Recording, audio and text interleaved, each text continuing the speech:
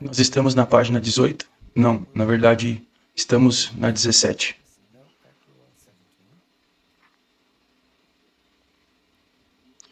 E você pode ler depois. Nós aprendemos sobre a vida do Dr. Lake anteriormente. Faremos toda uma série sobre isso e vamos entrar em detalhes nessas áreas. Mas acho que deveríamos fazer a página 18. Bom,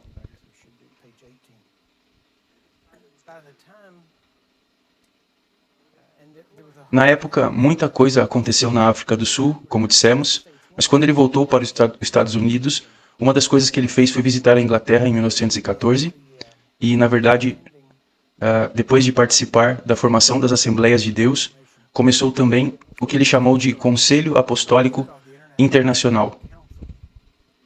E foi a partir desse conselho que o ministério se formou e toda a ideia era que não se tornaria uma denominação, mas seria uma organização pela qual homens e mulheres de Deus poderiam se reunir e falar sobre as doutrinas que estavam presentes na igreja e então chegar a uma conclusão sobre essas coisas. Então, não era para ser algo pesado e controlador, era apenas uma comunhão onde as pessoas podiam se reunir e é isso que temos feito agora.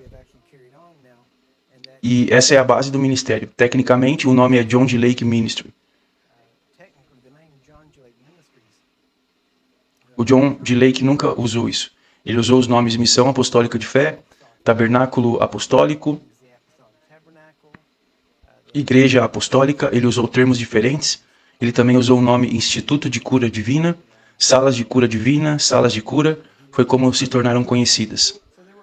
Havia muitas coisas e termos diferentes que ele usou. Nós usamos o termo Ministério John G. Lake para que as pessoas possam saber como encontrar o que o Dr. Lake ensinou e mais sobre a sua vida. A família dele nos deu o direito de usar o nome e, de fato, somos o único ministério a quem eles deram o direito de usar o nome do John G. Lake. Eu quero levá-lo ao meio da página 18 do seu manual.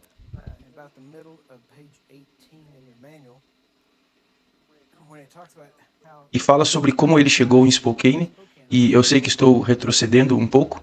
A primeira sessão foi para dar-lhe uma visão geral, dar-lhe alguns detalhes, e quando ele chegou pela primeira vez em Spokane, ele ensinou na igreja que se chamava a Igreja da Verdade, e naquela época se chamava a Igreja do Novo Pensamento, e foi por isso que o convidaram a pregar. E isso não queria dizer que ele estava de acordo com suas doutrinas ou qualquer outra coisa, eles apenas o convidaram porque ouviram sobre os resultados que ele obteve na cura e eles acreditavam em cura. Hoje em dia, eles seriam mais como uma igreja da ciência cristã. Mas ele foi lá e pregou, pessoas foram curadas e ele ainda conseguiu ver pessoas sendo salvas e cheias do Espírito Santo.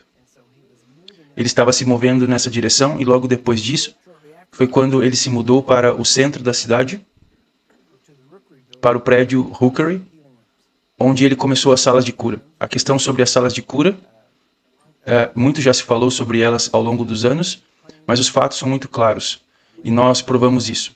O original, quando John G. Lake se mudou de Spokane em 1920,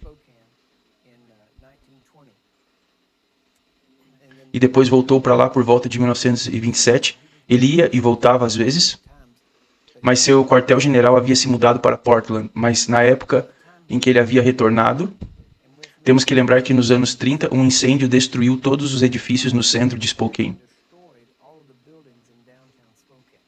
E então eles tiveram que reconstruir todos os edifícios e o que eventualmente foi reconstruído como sendo o prédio Hookery não era o mesmo prédio que John G. Lake usava quando ele estava lá. Então provavelmente o que você ouviu, se você ouviu alguma coisa sobre o prédio em Spokane, não era verdade. A verdade é que ele nunca pôs os pés naquele prédio e nunca teve nada a ver com ele. Era um prédio completamente diferente. A razão pela qual estou dizendo isso é porque nós precisamos perceber que Deus não está interessado em santuários. Ele não está interessado em locais como aquele. Jesus não veio para morrer por um prédio. Ele veio para morrer pelas pessoas e a ênfase está nas pessoas, não em um lugar, certo?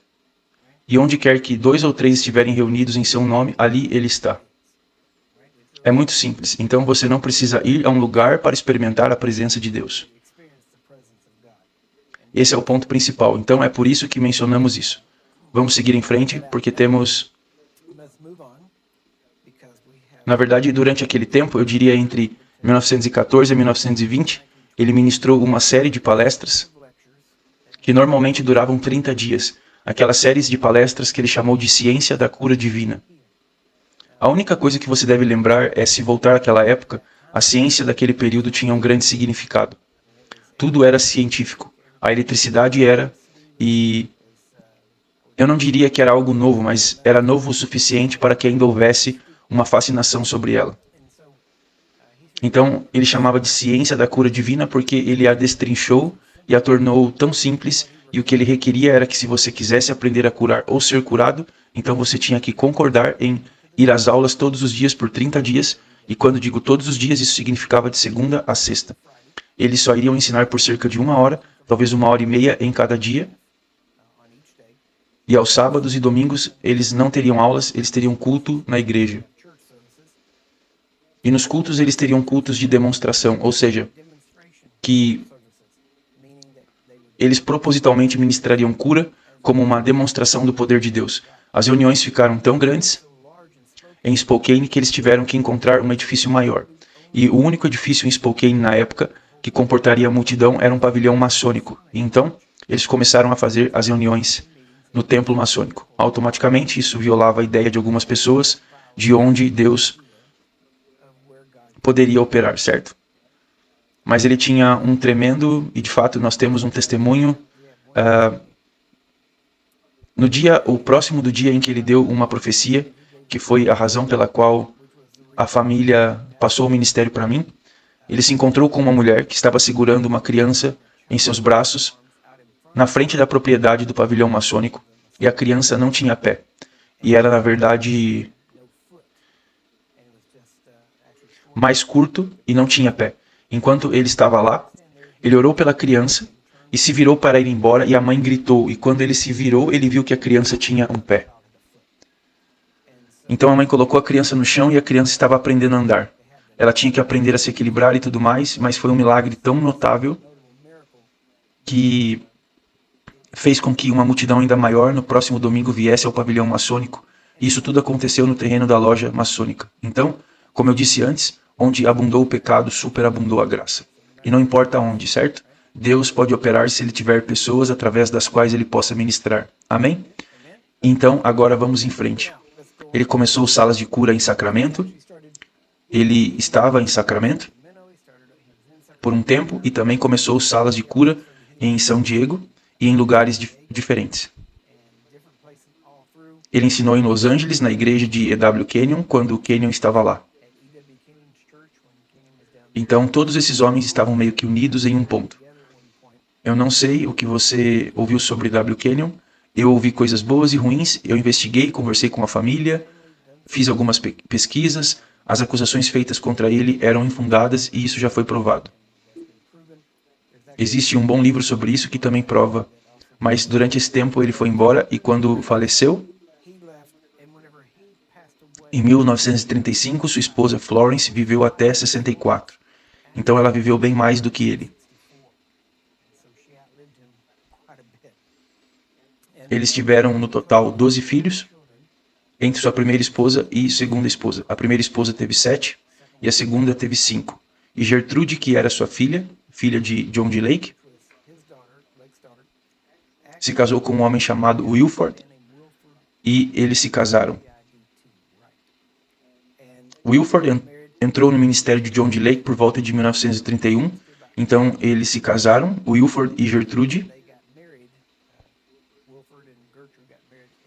Eles casaram em 1941 e depois que eles se casaram, eles começaram a juntar tudo que puderam do Dr. Lake, incluindo materiais proféticos, coisas que foram ditas sobre línguas, interpretações, cartas, declarações, sermões, todas essas coisas, e começaram a reunir tudo isso. E compilaram isso, nos levando até o dia de hoje. Se você olhar na página 21, tem a história das salas de cura de John D. Lake e te dá os detalhes do que acabei de mencionar. E aí, na página 23, essa foi uma palavra profética dada por John D. Lake na quinta-feira, 24 de maio de 1934, cerca de um ano antes dele morrer. E nisso ele descreve uma pessoa que a família dele acreditava que se encaixava em mim, e eu direi o porquê em breve. Mas essa profecia foi a razão pela qual o ministério foi entregue a nós, e há alguns detalhes aqui que são muito específicos, e é por isso que eles nos deram. Então, agora vá para a página 25. E você deve ler esse processo em algum momento, porque ele lhe dá uma visão sobre algumas coisas, mas na página 25 tem como eu entrei no ministério. E como eu disse antes, eu nasci em 1º de abril, e na próxima semana farei meu 57º aniversário, e isso foi em 1959. Eu era filho único, então aos 17 meses estávamos em uma reunião de família. Na verdade, recentemente eu estava com minha mãe, e estávamos repassando alguns detalhes disso, conversando sobre essas coisas, e minha mãe me deu muito mais detalhes de coisas que aconteciam durante o dia a dia no hospital. Foi um tanto quanto interessante para mim, de qualquer maneira. Eu não sei se seria tão interessante para você, mas eu estava em casa, estávamos em uma reunião de família e meu pai saiu para ir a uma loja.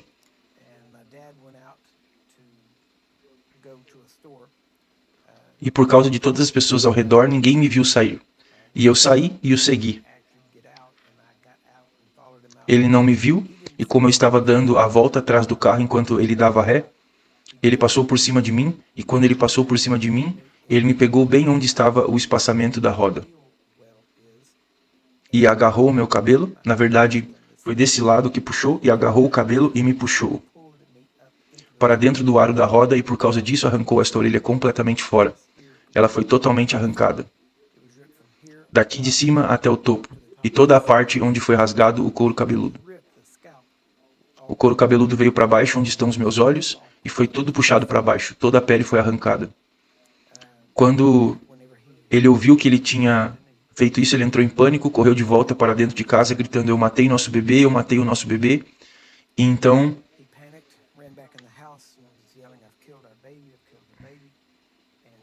toda a família saiu, meu avô me viu, pegou minha orelha, que na verdade era parte do couro cabeludo e também estava ao lado no chão, mas ele pegou a minha orelha, me colocou em sua caminhonete e me levou cerca de 3 quarteirões até o hospital. Quando cheguei lá, o médico, aliás, é bom lembrar que meu pai tinha 17 anos na época e minha mãe tinha 16. Como eu disse, eu sou filho único e ainda sou filho único. E quando eu cheguei lá, o médico disse aos meus pais: há muito dano, não tem como ele viver, apenas preparem-se para enterrá-lo e vocês precisam se convencer de que vocês irão perdê-lo. E depois ele voltou para tentar fazer alguma coisa e fazer o que podia. E depois de um tempo ele voltou e disse: na verdade ele pode até viver. Quando ele entrou para fazer o trabalho dele, minha mãe começou a orar. Minha mãe era pentecostal e ela começou a orar e disse: Deus, nós o dedicamos a você. Então, se você o deixar viver, iremos criá-lo e treiná-lo para te servir. Então, deixe-o viver. O médico saiu e disse: sabe, parece que ele vai viver. E ele disse: mas, mesmo se ele viver, ele terá tantos danos cerebrais causados por causa disso que ele nunca vai ser normal de forma alguma. Você vai ter que dar comida para ele, vesti-lo e cuidar dele. E então, é o que vocês terão que fazer. Então ele voltou para continuar a cirurgia e minha mãe voltou a orar. E disse: Deus, isso não é bom o suficiente. Se você vai deixá-lo viver, então deixe-o ser normal. E eu sempre digo a todos que ainda estão abertos a debate se sou normal ou não. Mas mesmo se eu não for, tem funcionado para mim. Então, um tempo depois, ele voltou e disse: sabe, ele nunca esteve inconsciente para que nós possamos constatar com certeza quanto dano cerebral ele teve, mas mesmo que não houver nenhum dano cerebral, ele nunca terá audição em seu ouvido direito. Ele nunca terá cabelo, e voltou para dentro. E minha mãe voltou a orar. Ela disse: Deus, Se o Senhor vai deixá-lo viver, faça com que ele seja normal e deixe-o ouvir e deixe-o ter cabelo. Bem, tenho bastante cabelo. Audição perfeita na minha orelha direita e você pode até ver a cicatriz aqui onde ele colocou de volta. Então, eu tenho uma boa cicatriz que vai até o topo da minha cabeça e outra na parte de trás do couro cabeludo, e porque não foi cortada, não ficou certo, foi rasgada, e quando rasga, rasga diferente. Então, quando eu fui para o exército, eles rasparam minha cabeça e eu parecia o Frankenstein. Tinha cortes e tudo mais, e você ainda pode ver. Você provavelmente pode ver bem aqui. Há um bom corte aqui. Então, quando meu cabelo fica curto o suficiente, você pode ver. E minha esposa disse, diga a eles para não cortar tão curto. Eu dizia, não, é bom, é um testemunho. Sempre alguém me perguntava o que aconteceu e eu contava para eles. Eu ainda não fui a um cabeleireiro, a um barbeiro, em que eu não acabei contando minha história de vida e meu testemunho inteiro. Então, é uma porta aberta porque eu tenho que dizer a eles. Eu tenho algumas cicatrizes aqui e aqui. Então, de qualquer maneira, depois de cerca de aproximadamente 6 horas de cirurgia, 172 pontos por toda a minha cabeça, ela inchou como uma bola de basquete, meus olhos estavam inchados e fechados. Na verdade, a primeira semana, pelo menos, ou mais até, minha mãe disse que eu fiquei cego e não conseguia ver por causa de todo o inchaço e outras coisas que estavam acontecendo. Então, a primeira vez que ela percebeu que eu podia ver, ela estava, na verdade, andando comigo. Estávamos andando no corredor e ela estava segurando minha mão. E eu vi duas, não sei o que vi, mas eu vi duas enfermeiras vindo em nossa direção e eu continuei puxando a mão da minha mãe e disse, mãe, mamãe, pudim, pudim, sobre as enfermeiras. Não sei, mas essa foi a primeira vez que ela...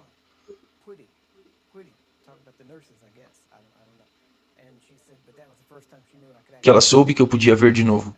Então eu tive minha visão de volta. Então, depois de um período de tempo, sendo filho único, minha mãe sendo tão jovem como ela era, e todo o resto da família, eu fui tratado muito bem. Deixe-me colocar dessa maneira. Alguns diriam, meus primos, todos eles, dizem que eu sou mimado. Isso não é verdade, não era verdade.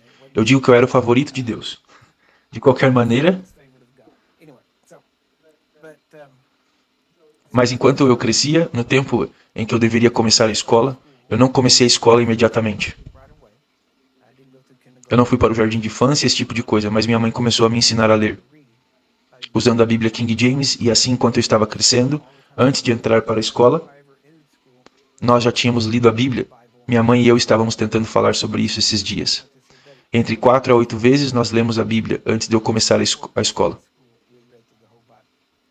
Enquanto eu crescia, minha mãe me ensinou a ler usando a Bíblia, e no início ela lia para mim, então ela me fazia ler para ela. No começo ela lia para eu dormir com a Bíblia, e depois eu lia para ela dormir. Na verdade, eu sempre penso que ainda estou lendo a Bíblia para pessoas dormirem. Ainda funciona. Então, mas se você vai dormir, esse é o lugar certo para fazer isso. Você pode fechar seus olhos, você não poderá me ver. Pode fechar sua boca, você poderá falar comigo, mas não pode fechar seus ouvidos. Enquanto você dorme, eu ainda estarei entrando, pregando em você. Então, se você adormecer, vamos deixá-lo dormindo mesmo quando formos almoçar. Vamos deixá-lo dormindo. Então, você apenas perderá o almoço. Mas durante esse tempo, eu não sabia, mas a palavra estava sendo colocada dentro de mim. Durante o período de crescimento, quando eu tinha 9 anos de idade, eu me converti. Na verdade, eu atravessei a rua até uma igreja nazarena. Nós éramos batistas do sul e nós tínhamos algumas influências pentecostais. Mas havia uma igreja nazarena do outro lado da rua, de onde morávamos.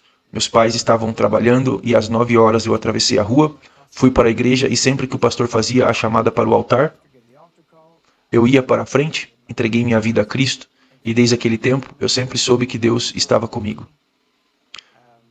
Eu sabia que Ele me amava, sabia que Ele me poupou. Minha mãe me disse, você sabe que Deus poupou a sua vida, Ele tem algo planejado para você, obviamente você não estaria aqui e coisas assim. Depois eu fui para o exército e quando eu estava no exército, Ele começou a lidar comigo sobre a pregação e então, finalmente, quando entrei como especialista em segurança policial, eu fui para o serviço de resgate e estava me movendo naquela direção, seguindo os passos do meu pai terreno. E Deus começou a lidar comigo e disse, eu te chamei para fazer isso. Então, quando eu saí, começamos, na verdade, eu não sabia que direção tomar. Eu estou tentando encurtar toda a história. De qualquer maneira, mas nós tivemos Eu sabia que eu tinha que pregar e eu sabia que eu tinha que ser rápido. Meu pai naquele momento disse, vamos colocar no seminário teológico de Dallas, nós pagaremos por isso. E eu disse, não, você não entende, eu não tenho tempo para isso, eu tenho que começar a pregar. E então ele disse, se você não for à escola, ninguém vai deixar você pregar nas igrejas. Eu disse, pregarei nas esquinas. E ele disse, Curry, ninguém faz isso. Ele disse, bem, há pessoas que fazem isso, mas você não é como eles, certo? E nós não somos como eles. Essa era a ideia dele. E eu acho que posso ser mais parecido com eles do que você pensa, sabe? Eventualmente, eu não fui para a escola bíblica naquela época. Eu visitei algumas igrejas.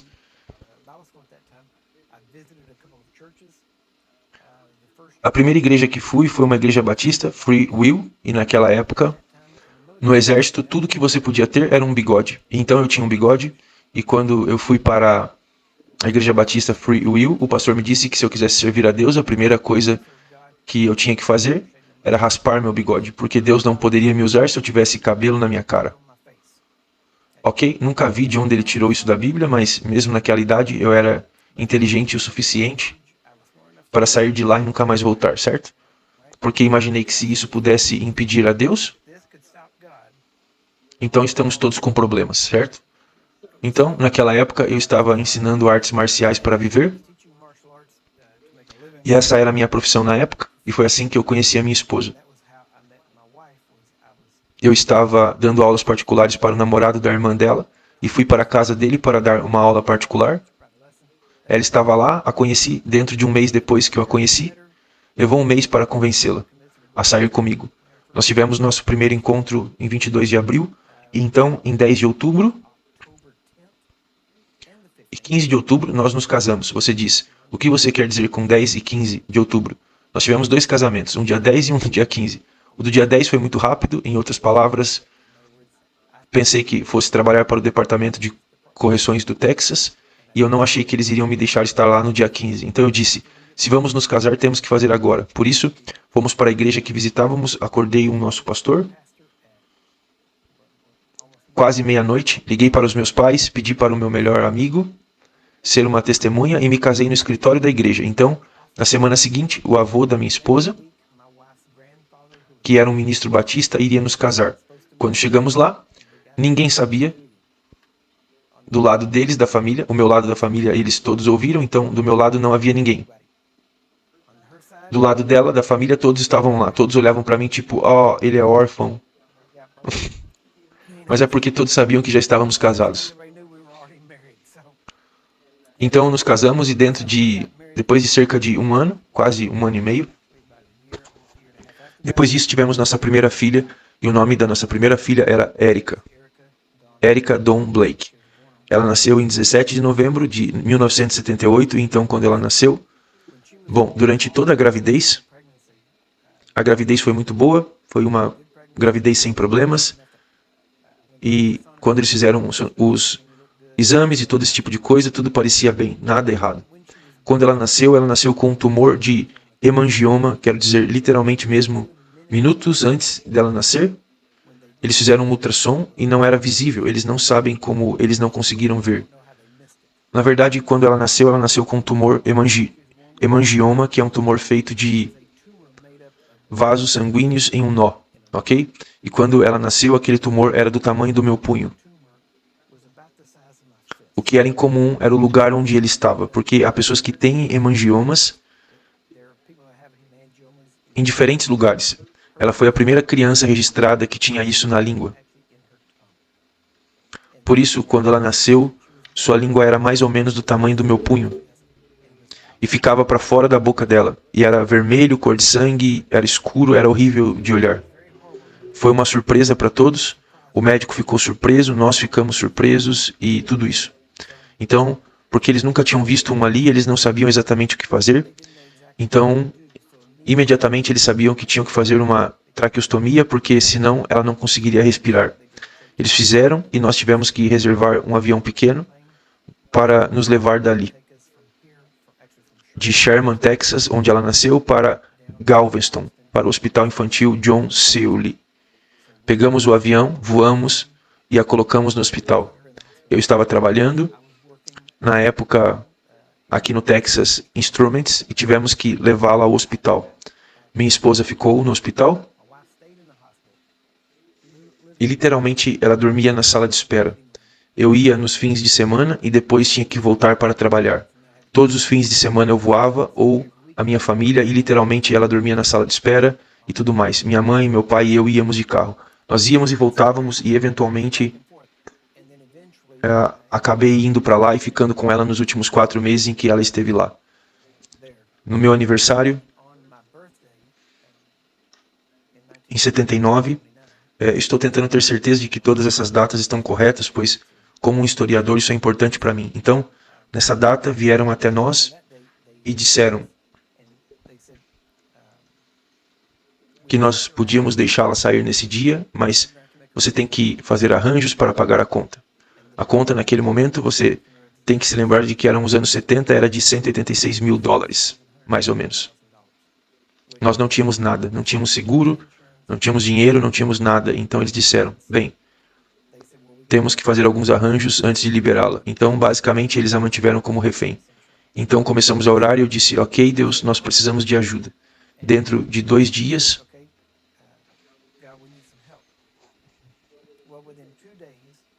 a Associação Médica Americana veio e disse, se você nos deixar documentar o caso dela e colocá-lo no jornal AMA, então cuidaremos de toda a sua conta. E dissemos, tudo bem.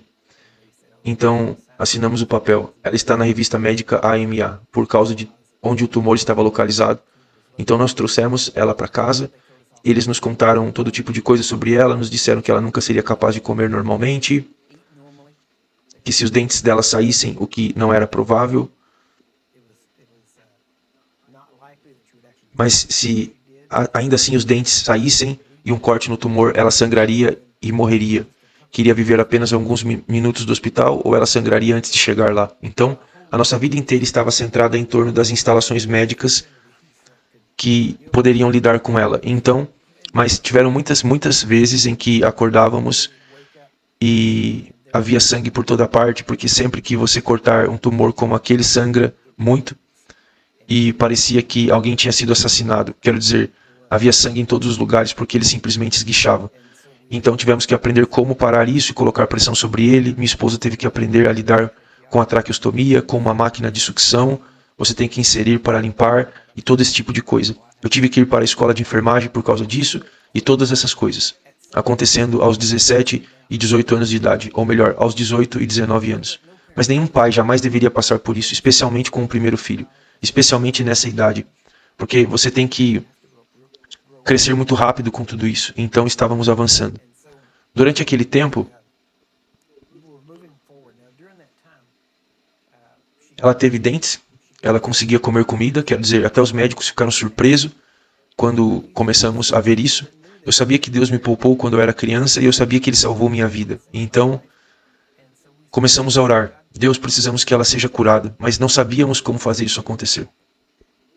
Sabíamos que Deus poderia curar, sabíamos que Ele iria curar, nós apenas não sabíamos como fazer acontecer quando precisávamos.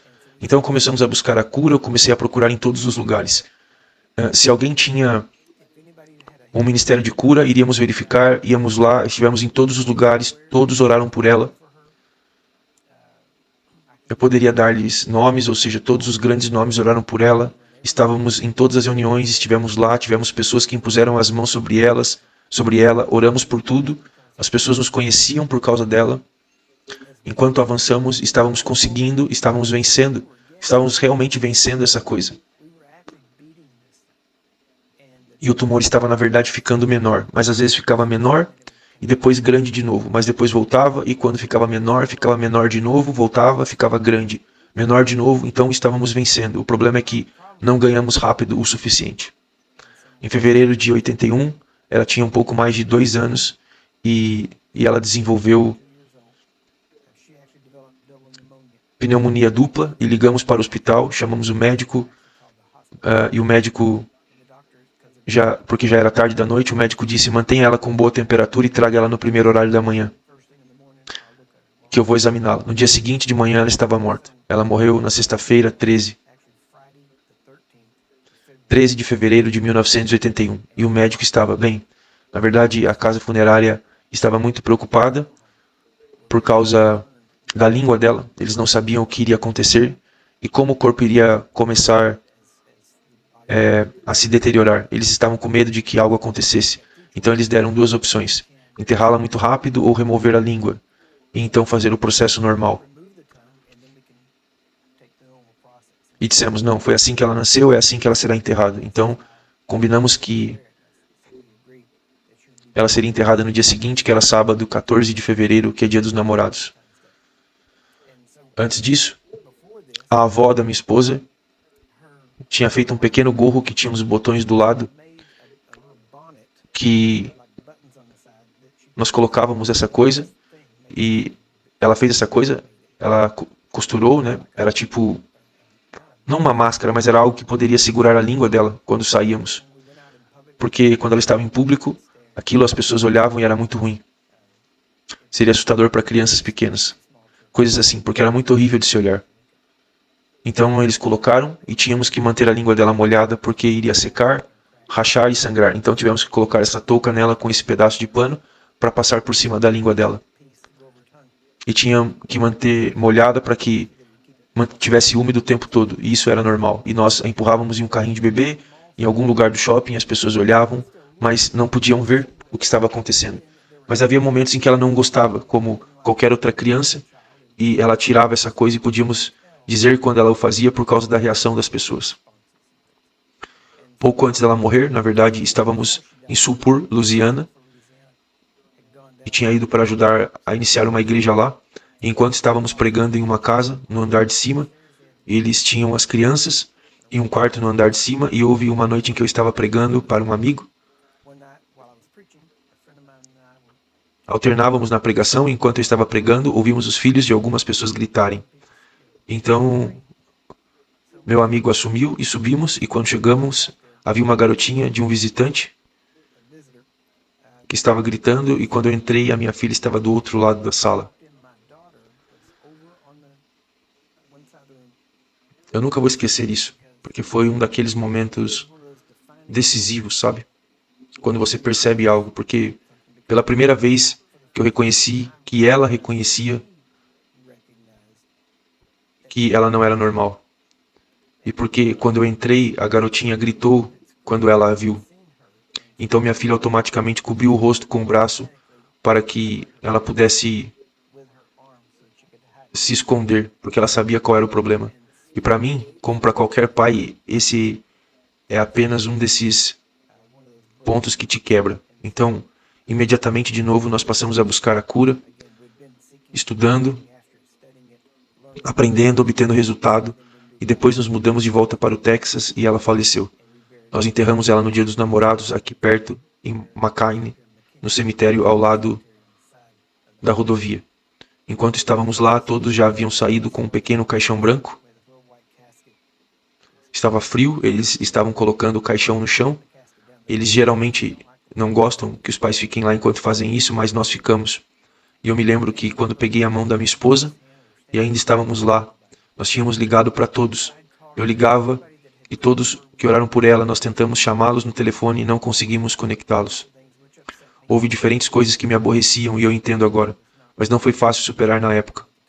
Mas eu continuei tentando. Tentando encontrar alguém que soubesse como ressuscitar os mortos ou fazer algo. Eu ouvia e não conseguia encontrar ninguém que estivesse disposto a tentar. Então, quando estávamos lá, lembro que peguei a mão da minha esposa e fiz um voto a Deus e disse a ele: Deus, não houve homem algum quando eu precisei de um, mas se você me ensinar a verdade sobre a cura, eu serei esse homem para outra pessoa, para que eles não tenham que ter um túmulo como eu. Isso meio que nos lançou. Eu tinha ouvido falar sobre John D. Lake, Smith Wigglesworth, e eu vi sobre todos esses milagres incríveis. Wigglesworth era um homem incrível, mas quando eu ouvi sobre Lake, algo se destacou. Porque ele não apenas curava as pessoas, mas ele ensinava isso. E as pessoas para quem ele o ensinou acabaram tendo os mesmos resultados que ele. Você estando nas artes marciais, você sabe, eu sei que existem bons lutadores e existem bons professores. E às vezes bons lutadores não são bons professores. E às vezes bons professores não são bons lutadores. Mas quando você encontra um lutador que pode ensinar, então é com esse que você tem que estar. E eu imediatamente comecei a tentar saber mais sobre ele, e nós não sabíamos, mas ele havia morrido em 1935. Então eu disse, tudo bem, aqui está o que precisamos fazer. E finalmente consegui falar com Gertrude e Will, seu marido, e comecei a ligar para eles. E fazendo-lhes perguntas, e chegou a um ponto em que toda segunda-feira, geralmente toda segunda, eu ligava para eles e conversávamos por 1 ou 2 horas. Eu tinha uma lista inteira de perguntas para fazer. Uma pergunta que nunca fiz a eles foi sobre a unção de John D. Lake. Eu nunca perguntei sobre isso. Eu perguntei o que ele ensinava, como ele orava, o que ele falava sobre algumas coisas, por que ele acreditava nessas coisas, porque eu entendi, eu não podia ter a unção dele, eu não poderia impor dons, mas se eu pudesse descobrir o que ele acreditava e no que ele fazia, no que ele colocava sua fé, então eu poderia usá-lo. E talvez Deus me usaria. Então, eu comecei a pesquisar. Nós tivemos um relacionamento de mais ou menos 7 anos. Eles me deram um monte de nomes para ligar, pessoas diferentes, e eu fiz todas essas perguntas. E elas as respondiam, então no final do dia, pelo resto da semana, eu gravava todas as perguntas. Isso foi na época em que tínhamos fitas cassete. E para gravar você podia pegar essa pequena ventosa que tinha um fio que você conectava e colocava no telefone e gravaria a conversa. Então, eu gravava todas, a maior parte pelo menos. E eu ouvia as respostas e eu automaticamente sabia que eu teria perguntas diferentes na próxima semana, e isso foi algo contínuo praticamente toda semana por 7 anos. Então, finalmente, pouco antes da Gertrude falecer, Will disse: qual é o seu testemunho? Então eu disse: bem, quando eu era uma criança eu fui atropelado por um carro. Eu deveria estar morto, mas Deus poupou a minha vida e fez isso, e eu lhe dei detalhes. E ele disse: quando isso aconteceu? Isso era o que eu não sabia. Ele disse: você poderia descobrir? Eu pensei: bem, isso é meio estranho, mas sim, eu acho que sim, posso ligar para minha mãe e descobrir.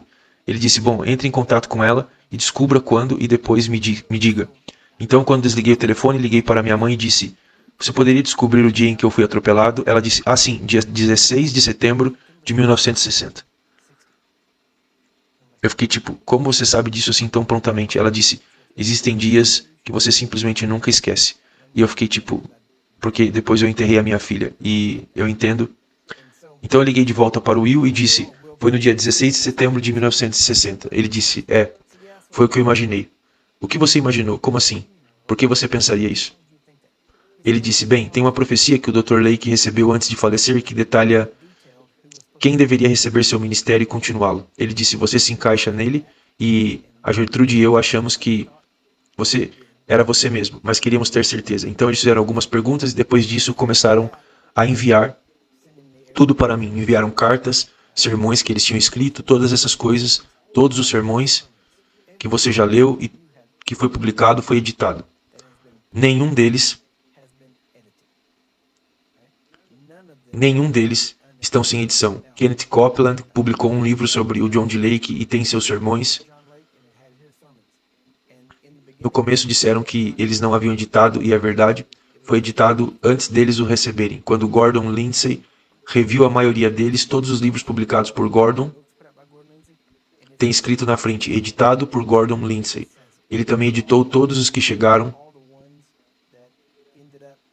até Copeland, e pessoas diferentes. Então, as informações que foram disponibilizadas, ninguém fez isso de propósito necessariamente. No entanto, Gordon Lindsay editou bastante e tirou muita coisa.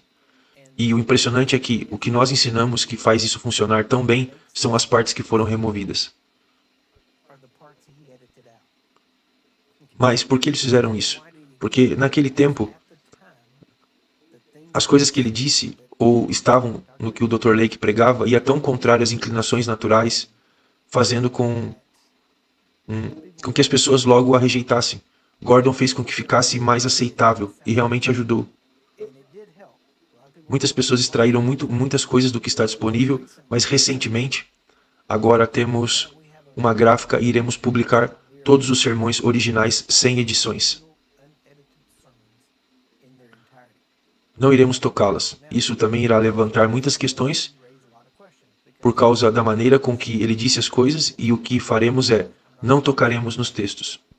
Mas vou adicionar notas no rodapé que irão detalhar com quem ele estava falando, quando foi e todo esse tipo de coisa. Quantos de vocês sabem que se você pegasse tudo que você escreveu quando tinha 15 anos e lesse de novo quando tivesse 40, haveria uma pequena diferença neles, pois esperançosamente você cresceu. Então, a mesma coisa acontece no ministério. Você cresce e com o passar do tempo, você aprende como dizer as coisas melhor, e então é isso que vamos fazer. Mostrando quando foram pregados e com quem ele estava falando, porque você pode falar com um grupo, mesmo tendo exatamente a mesma mensagem, mas a maneira com que você fala para um grupo sairá diferente de como você diria a outro. Isso acontece muitas vezes. E as pessoas não sabem disso, então elas pegam o que ele falou e as distorcem e fazem soar como loucura. Às vezes algumas coisas da maneira com que ele disse não foi a maneira correta de se dizer. Então nós vamos detalhar essas coisas, não vamos tocar no texto, porque achamos que é importante que você tenha a versão completa sem edições. Então estamos preparando tudo isso. Em média você vai achar que mais ou menos de 45 a 50 sermões do Dr. Lake foram publicados. Nós temos mais de 120, então são muitos. Alguns deles são os mesmos sermões com título diferente, pregado em um momento diferente, mas cada coisa é um pouco diferente. Vamos publicar todos, pois há preciosidades que você pode encontrar em cada um. Coisas boas. Vamos publicar tudo isso. Quando eles me enviaram essa caixa de coisas por anos, o que eu fiz foi, eu fiz cópias delas quando as recebi, e então eu as dei para os meus pais porque nós mudávamos muito, mas meus pais eram mais estáveis, então eu deixei com eles, e dessa vez que eu saí, eu estava com a minha mãe, e por isso peguei todas essas coisas de volta. Então, eu estava reunindo tudo isso, e estávamos tentando organizar, pois tínhamos nomes. Logo depois que me mandaram essa lista, havia mais de 100 pessoas que estiveram na igreja do Dr. Lake e foram treinadas. Totalmente de alguma maneira ou de outra. Eu peguei essa lista e comecei a ligar. Quando eu recebi a lista, aproximadamente em 87, final de 87, começo de 88, Gertrude faleceu. Em novembro de 87. Will viveu até junho de 88, então recebi tudo isso nesse período de tempo.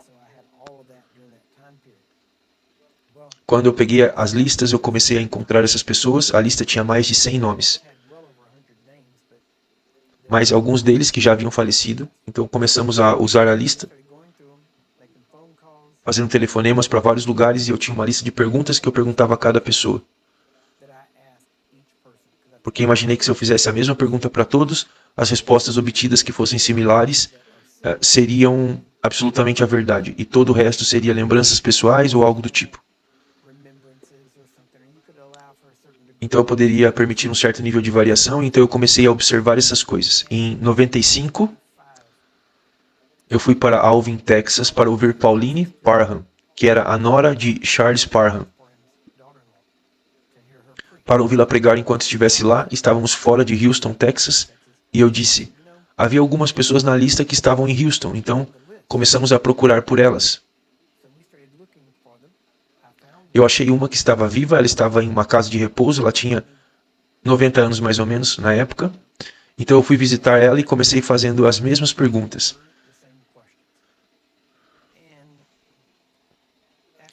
E depois, no segundo dia em que eu consegui estar lá e passar tempo, eu acho que comecei a irritar ela um pouco. Ela já estava ficando farta comigo, então ela disse, bem, se você tivesse um manual, todas as suas perguntas seriam respondidas. E eu disse, sim, seria ótimo se eu tivesse um manual. Mas onde eu acho um deles? Bem, eu tenho um.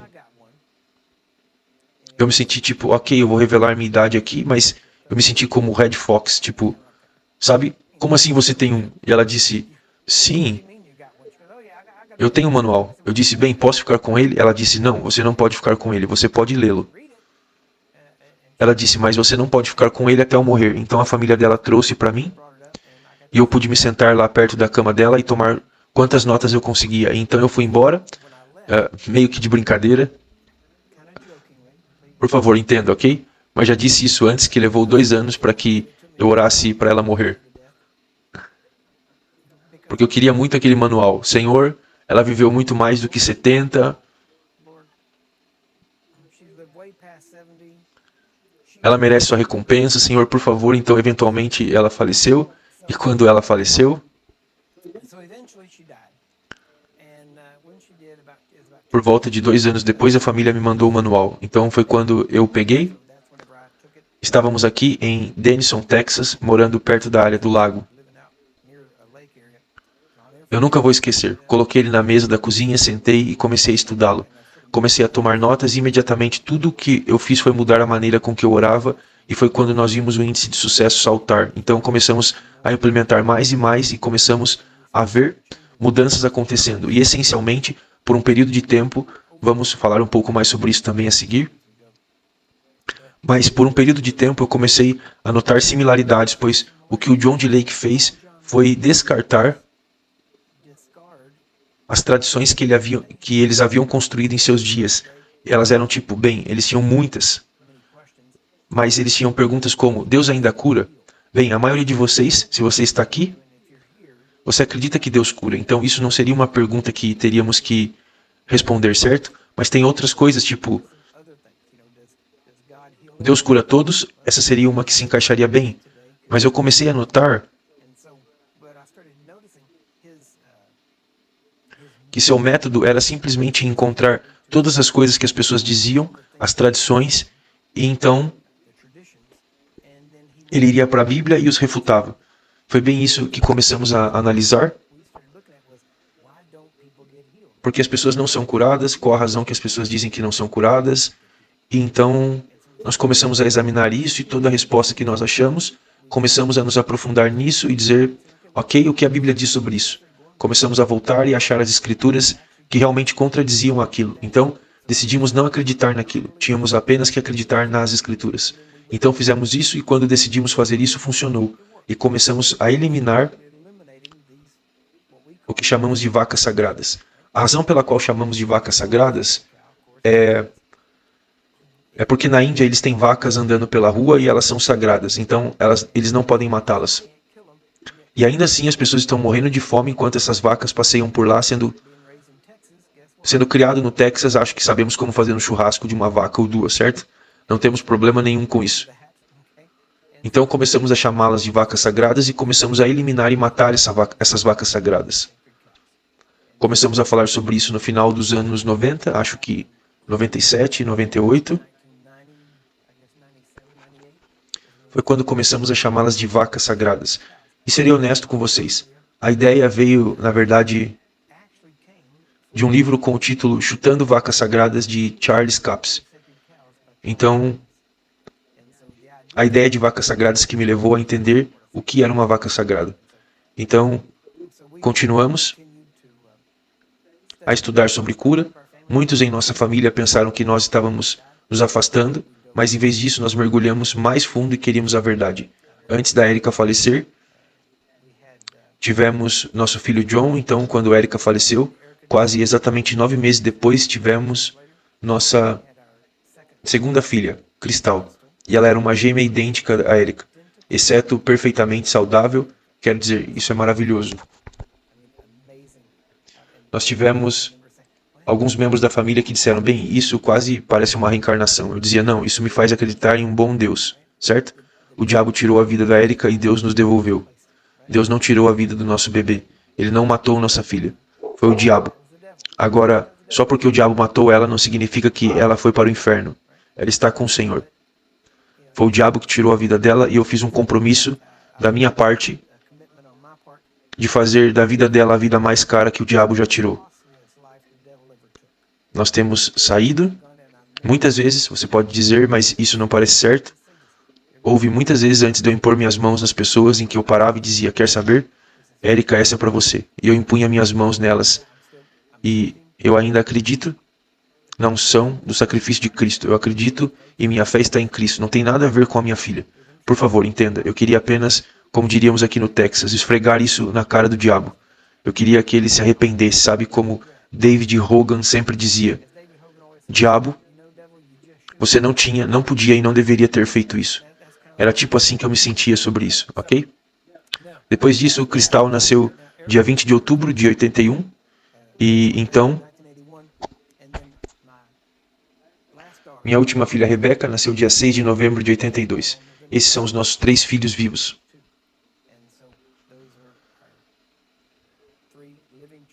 Tivemos um total de 4. Meu filho mais velho nasceu no dia 9 de março de 1980. E essa é toda a nossa família. Depois de 4, minha esposa disse, ok, acabou, já está bom, certo? O ponto é que, como filho único, eu sempre quis uma família grande. E ela disse, bem, isso é suficiente. Se você quiser mais, abra um orfanato.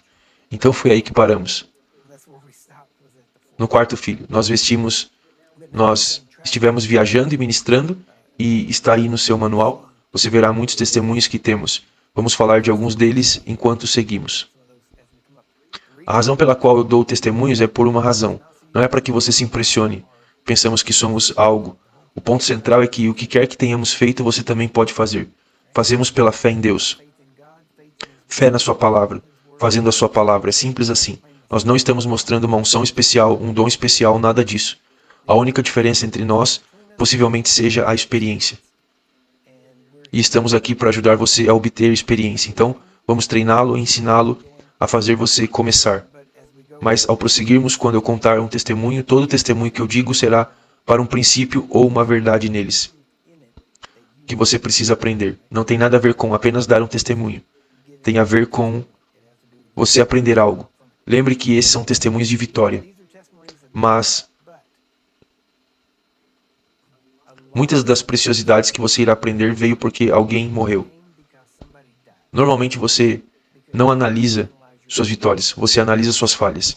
Então muitas das preciosidades que aprendemos foi porque alguém morreu e nós voltamos e perguntamos o porquê não funcionou, o que aconteceu. Então encontramos algo. Ah, ok, está aqui. E assim começamos a incluir essas coisas. Cada preciosidade de informação geralmente custou a vida de alguém. Então é por isso que tentamos trazê-lo para que não tenhamos mais perdas. Nós temos mais vitórias do que perdas. Honestamente, não temos mais tantos mortos ressuscitando. Eu vi 9 voltando dos mortos e não temos tido tantos casos porque agora eles são curados em vez de mortos, o que é sempre bom. Amém?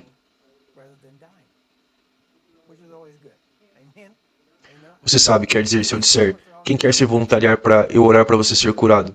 Todos vêm correndo. E se eu disser, quem quer se levantar dos mortos? Primeiro você tem que morrer. Ninguém se voluntaria. Então, tudo bem, de qualquer maneira, vamos dar uma pequena pausa.